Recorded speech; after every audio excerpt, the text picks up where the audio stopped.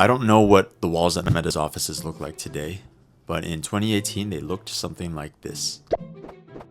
I mean, look at this. Women are perfect, plastered all over the walls. I was a marketing contractor at Facebook for 2 years. Now, contracting sucks. You don't get the amazing insurance, no benefits, no 401k with company match. Time off is unpaid. But there is one silver lining. You don't have to chug the corporate Kool-Aid like everyone else.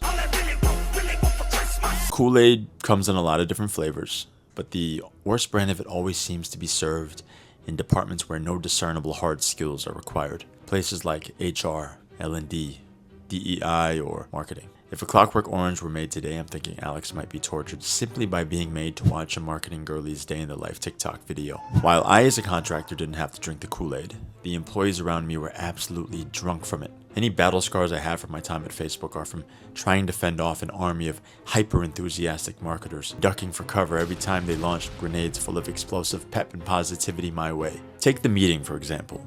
A standard way of approaching work to solve a problem together for hundreds, probably thousands of years. Nope, not at Facebook. Meetings were often an excuse for employees to socialize, almost aggressively. We might be in a half-hour call where the first 20 minutes were spent sharing weekend highlights before we got to actual business. And by then it was too late, so a part 2 meeting was required. I felt like a corporate Jane Goodall, working among the marketing population, observing and studying their peculiar habits. The way every minor task completed was amazing. The endless use of heart emojis and work chats. I also noticed how important ritualistic team building was to this group. Someone would order friendship bracelets with company money, and the whole team would break from their computers to thread phrases like FB, BFF forever, then hand them out to each other and hug. I mean, this was truly fascinating behavior. My only friend at the company happened to be one of these employees, but he always felt like an outsider. He once described an offsite he had to attend with these people, one guitar and bonfire away from being just like 8th grade summer camp. So what the fuck was happening? I mean, I grew up watching Killer Be Killed boardroom movies, Wall Street, The Wolf of Wall Street, Glengarry Glen Ross. I've been in this business 15 years. What's your name? Fuck you! That's my name! But this, whatever this was from another planet. Everything was so soft, so happy, so safe, so complimentary and pleased with itself. So women. Gen Z bust in a mini, itty bitty titties in a bob. One needn't look very far to find the great common denominator. At any given time, you might turn your head in the office, especially in the marketing department, and see a ratio of 6-1, 8-1, sometimes 10-1 girl to guy. More often than not, I was the one person in meetings representing for the entire male species. Now, think back to the wall posters. Women are perfect. You were handpicked to be here. You were not an imposter. Now, I don't know what team commissioned these to be made, but I think it's safe to assume it wasn't the Chinese software engineer dude, head down, buried in actual work at the far other end of the hall. More likely than not, it was everyone's favorite HR Karen.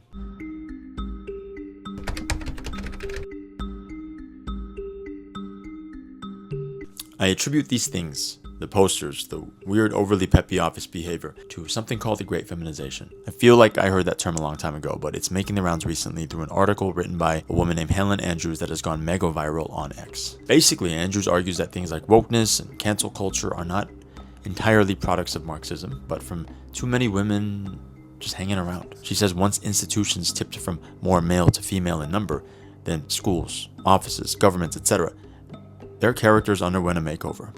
We started caring about feelings over facts, optics over outcomes, equity over meritocracy. Andrews then goes on to say that feminization is not an organic result of women outcompeting men. It is an artificial result of social engineering. She cites anti-discrimination laws as an example. If women are underrepresented, that is a lawsuit waiting to happen. As a result, employers give women jobs and promotions to keep their numbers up. I do have a bone to pick with the semantics. The Great Feminization is the result of social engineering, yes. But in my opinion, calling the process artificial or inorganic is a mistake.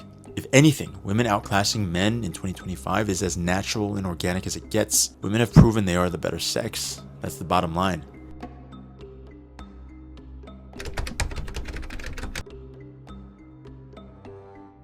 In a game like boxing, the rules are strict. No biting, no kicking, no hitting in the back of the head. Not so much the case in a life or death street fight. The only rule is there are no rules. If your opponent is on top of you, beating you to a bloody pulp, and you see a hammer within arm's reach, you fucking grab it and you bash the dude's head in until his brains spill out. You use every strength and resource at your disposal to obliterate your opposition. That is exactly what women did. Not physically, obviously, and Maybe not even in the meritocratic sense. After all, the New York State Police's push-up minimum is 33 for men and 18 for women. But therein lies the true power of the feminine. Whatever women did to lower that passing bar in the first place. Because in a post-industrial world that no longer demands brute force or strength and even goes so far as to actively discourage such traits, soft skills are the new armored tanks. Whether consciously or not, women use every available resource to them. Their beauty, their charm, their EQ, their cultural fluency, even their physical weakness to gain superior position in modern society. Now, I'm not saying that women didn't achieve things because of merit. They've outperformed men academically for decades. But what's equally true is that they've mastered the art of adaptation. Women timed the fight for equality brilliantly. 5,000 years, men, we were fighting lions and tigers and hunting buffalo. And women were like, we'll just pick the berries. You guys got that. You guys, all right. Woo, you guys are brave. Second they put air conditioning in office buildings, women are like, we want equality.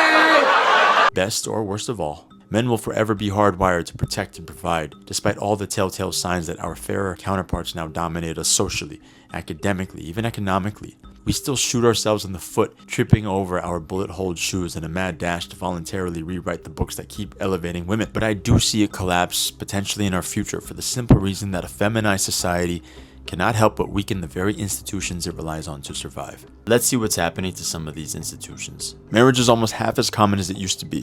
From 1949 to 2022, the marriage rate dropped 40%. The decline of marriage goes hand in hand with crumbling birth rates. The 2025 total fertility rate in the US has so far been 1.6 to Africa's 4.1. Women now make up the majority of higher education, 57% of undergrads and 61% of grad students.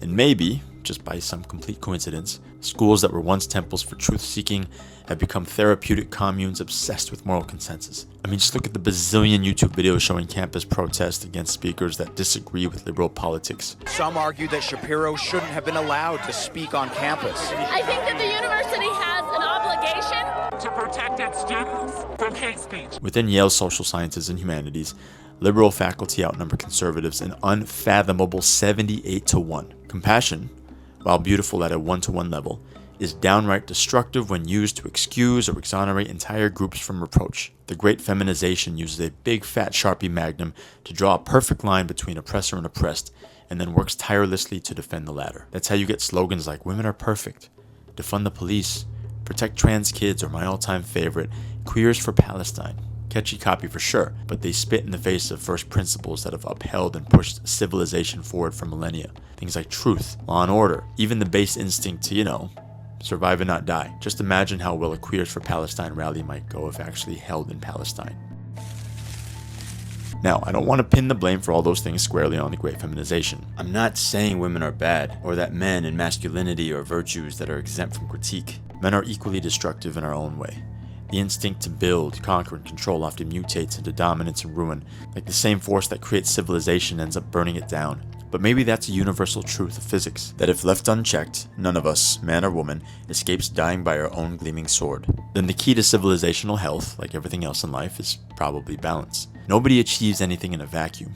Remember that Dave Chappelle joke? Women love comfortable surroundings, so men get comfortable surroundings. Let me tell you something. If a man could fuck a woman in a cardboard box, he wouldn't buy a house. If men built society, their drive to do it was women. And they did it implicitly and explicitly with women beside them. But the flip side is also true. Wherever the modern woman is thriving, she's doing so inside systems and infrastructure built by the hands of men.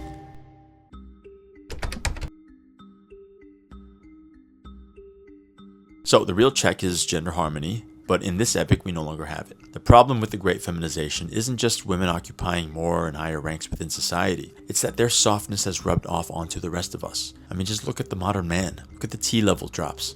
Men are so influenced by women these days, they're trying to physically become them. The virtues we once esteemed in masculinity, courage, discipline, honor, order, stoicism, sacrifice, have grown quieter in a culture that no longer seems to prioritize them. A healthy society probably needs more than just those qualities to push forward, but it is undeniable that without them, we lose all chance of survival.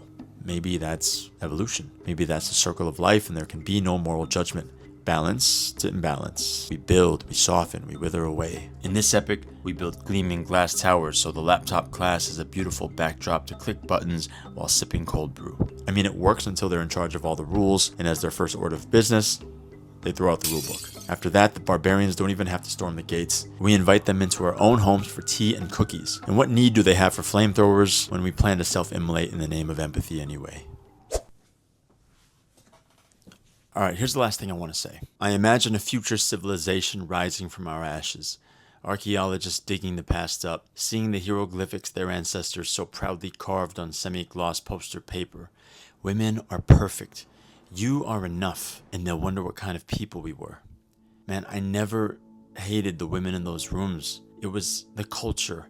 A workplace that felt more like group therapy than building anything real. But again, that wasn't anyone's plot. It was evolution. Because when danger fades and comfort becomes our currency, then soft traits step in seamlessly.